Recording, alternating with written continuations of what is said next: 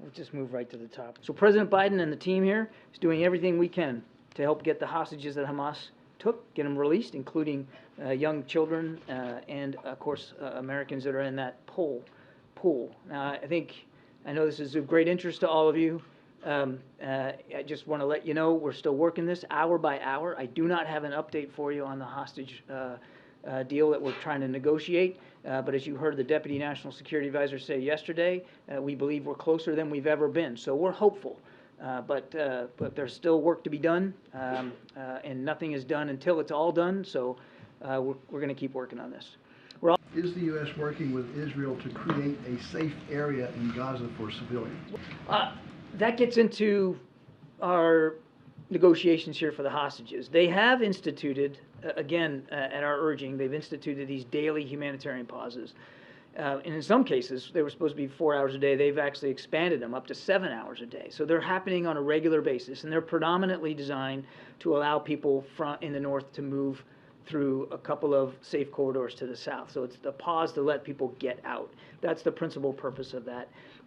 But I think you can imagine, and again, I want to be careful here, I don't negotiate in public, but if you're going to secure the release of hostages, and we certainly hope we're going to be able to do that soon, you got to make sure they can get from where they are to safety and do that as safely as possible, which means you're gonna have to have at least a temporary localized stop in the fighting to allow them to move. I mean, we also can't take for granted that all these people are easily mobile and don't have some sort of health issues that require perhaps a slower route out or assistance getting out. So I don't want to negotiate in public, but we believe we're getting closer. Mike?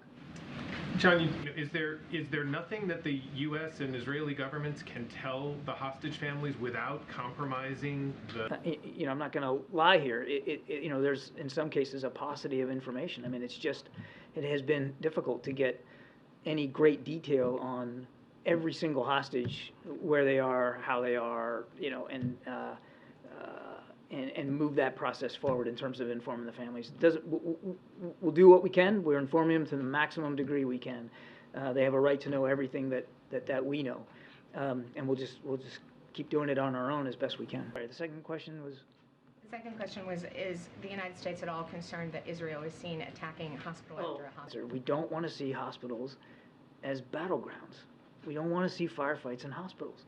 Now, as we've also said, at least when it comes to Al-Shifa, I don't have any intelligence on this Indonesia hospital, but at Al-Shifa, we did have intelligence that corroborated the Israeli claims that Hamas was using it as a command and control node.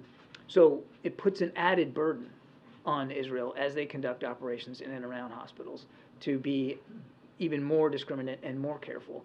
Because again, you got real live patients, real live doctors, real live nurses that you got to look out for. On the other hand, you've got a real life threat.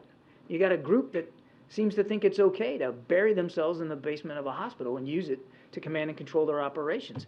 And that presents a viable, legitimate threat to the security of the Israeli people. So it's about striking that balance. For the president, they've been calling him Genocide Joe. They wrote it on the gates.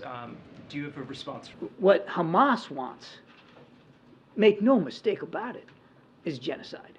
They want to wipe Israel off the map. They've said so publicly, more than one occasion. In fact, just recently. And they've said that they're not going to stop. What happened on the 7th of October is going to happen again and again and again. And what happened on the 7th of October? Murder, slaughter of innocent people in their homes or at a music festival. That's genocidal intentions. Yes, there are too many civilian casualties in Gaza. Yes, the numbers are too high. Yes, too many families are grieving. And yes, we continue to urge the Israelis to be as careful and cautious as possible. That's not going to stop, from the president right on down. But Israel is not trying to wipe the Palestinian people off the map. Israel's not trying to wipe Gaza off the map. Israel's trying to defend itself against a genocidal terrorist threat. So when if we're going to start using that word, fine, let's use it appropriately.